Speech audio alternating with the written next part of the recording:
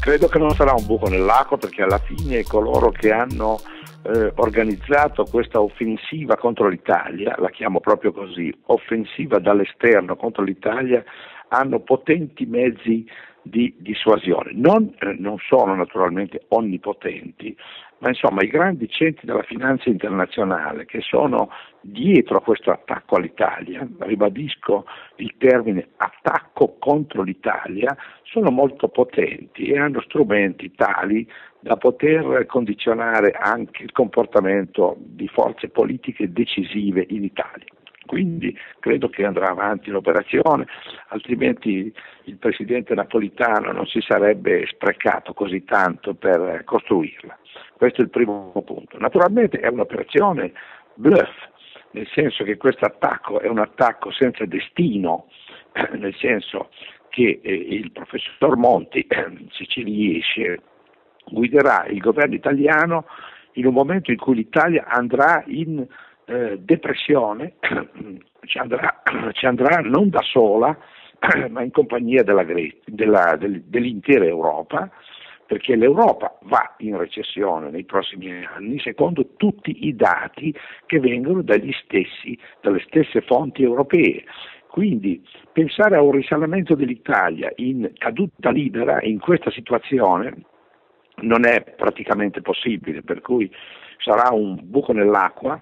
ma sarà un buco nell'acqua catastrofico per il contribuente italiano, per il lavoratore italiano, per il pensionato italiano, perché il signor Monti viene in Italia per applicare le norme di un'Europa che va a fondo, ma queste norme sono molto gravi e significano drastici tagli alla condizione di vita di larghissime masse popolari, non più soltanto i lavoratori, ma anche settori cruciali dei ceti medi, riduzione dei salari, libertà di licenziamento, compressione delle spese sociali, tutte cose che graveranno drammaticamente sulla vita dei cittadini. Ora, naturalmente tutto questo viene fatto in base a una scommessa che gli italiani sopporteranno,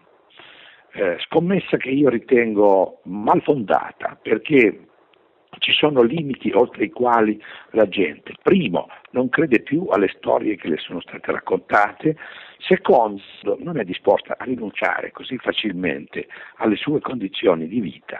Per cui questa scommessa anche è una scommessa, è una giocata alla roulette su un numero solo, può andare bene, ma con buona probabilità andrà male per gli organizzatori. La domanda alla quale bisogna rispondere è: chi sono questi organizzatori? Io ritengo che siano i grandi gruppi della finanza internazionale, guidati dalle grandi banche di investimento, la cui più famosa, ma non l'unica, si chiama Goldman Sachs, ma ci sono anche gli altri, Citigroup, Bank of America, Deutsche Bank, eccetera, eccetera, tutte le banche che sono andate in fallimento tra il 2007 e il 2010 e che sono andate in fallimento perché sono fallite, tecnicamente fallite, ma che hanno recuperato fantasticamente dopo essere state ricapitalizzate dalla Federal Reserve, che ha erogato niente po' di meno che 16 trilioni di dollari inesistenti, cioè inventati, per tenerle in piedi. Dopodiché queste banche con questi soldi dove sono andate a finire? Glielo dico io. Si sono gettate sugli unici asset che ritenevano,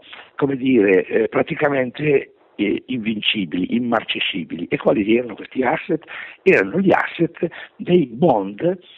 degli Stati europei, che essendo protetti dall'euro venivano considerati praticamente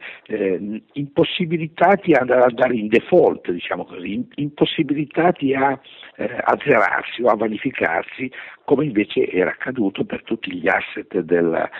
cosiddetti mutui facili su cui ha fiorito la finanza americana nel corso di questi ultimi 8 anni. Quindi si sono precipitati in Europa e hanno cominciato a comprare i buoni del tesoro, diciamo così, le emissioni delle banche centrali europee,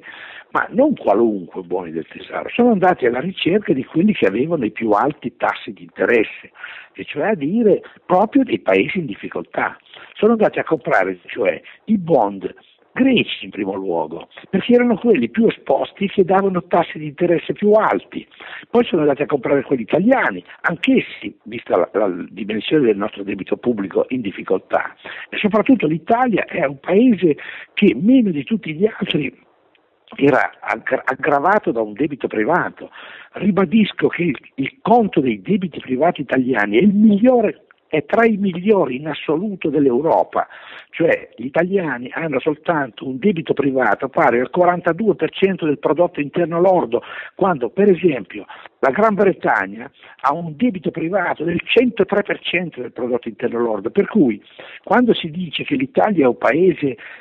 praticamente al fallimento, si dice una menzogna gigantesca che è stata artificialmente creata da questi signori, perché se si mette insieme il debito estero, il debito privato, e il debito pubblico, l'Italia sta molto meglio della Francia, molto meglio del Belgio, molto meglio ovviamente della Grecia, molto meglio della Spagna, molto meglio della Gran Bretagna, sta un pochino meno bene della Germania. Quindi tutta questa storia secondo cui l'Italia sarebbe in bancarotta è una menzogna organizzata dai mercati, o meglio dalla finanza internazionale, che quindi è venuta per catturare e comprarsi l'Italia a basso prezzo con i soldi fittizi inventati dagli Stati Uniti e usando le leve legislative che l'Europa ha offerto alla finanza mondiale. Ci sono decine di prove che l'Europa legifera sulla base delle indicazioni dirette di questi centri, dirette, cioè a dire sono i consiglieri della Goldman Sachs che suggeriscono all'Europa le norme giuridiche con cui deve essere avvantaggiata la finanza internazionale. Quindi tutto questo discorso è interamente costruito sulla base di una pressione speculativa che va naturalmente contro i popoli. Perché? Ma perché hanno da piazzare i loro soldi finti, e piazzare i loro soldi finti significa comprarsi l'Europa, comprarsi l'Italia, comprarsi la Grecia, comprarsi la Spagna a 4 soldi, comprarsi le terre, gli asset, gli edifici, le ricchezze artistiche, culturali, eccetera, eccetera, eccetera. In Grecia le isole che non hanno niente di meglio, il Partenone. Quindi noi di fatto stiamo svendendo inutilmente, erroneamente, le nostre ricchezze a un gruppo di speculatori che si può calcolare sulle punte delle dita di 2 mani, se vogliamo essere precisi, a una trentina di farabutti, letteralmente farabutti, che si gettano come dei caimani sulle prede che vengono loro offerte dalla legislazione europea, perché è l'Europa che è responsabile direttamente di questo obbrobrio, la Commissione europea, il Consiglio dei Ministri europei e anche il Parlamento europeo che ha votato e ha approvato queste norme. Quindi di fatto noi siamo schiacciati in una trappola. Il signor Monti che cosa è? Il signor Monti è l'esecutore di questi ordini, viene in Italia per eseguire questi ordini e io ritengo che a questi ordini bisogna rispondere, gli italiani dovrebbero rispondere, mi auguro che gli italiani rispondano che non li accetteranno questi ordini e quindi questo governo deve cadere, prima ancora di essere nato, deve essere costruito un governo basato sulla volontà popolare di risanare questo paese. Certo, il Paese ha bisogno di essere risanato, non c'è dubbio, perché dei quasi 2.000 miliardi del nostro debito pubblico, certo una parte rilevante deriva dal fatto che i ricchi non hanno pagato le tasse in Italia. I ricchi non hanno pagato le tasse negli ultimi 30 anni, 40 anni, proprio per niente, violando la Costituzione e c'è un accumulo, i dati sono proprio di Banca Italia, di almeno 9.000 miliardi, cioè 9 trilioni di euro di patrimoni che si sono accumulati in mano di pochissime persone che li hanno accumulati perché non hanno pagato le tasse, è evidente, dove possono averli accumulati? Soltanto con il loro onesto lavoro, ma scherziamo davvero? Ci sono in Italia, esattamente come in Europa, dicevo prima, ci sono in Italia decine di leggi che sono specificamente state scritte nell'interesse degli evasori fiscali e che consentono alle banche italiane in questo caso e agli evasori fiscali di evadere le tasse. Quindi noi sostanzialmente siamo in una situazione del tutto illegittima e dovrà essere ovviamente regolata anche in diverso modo dalla situazione italiana.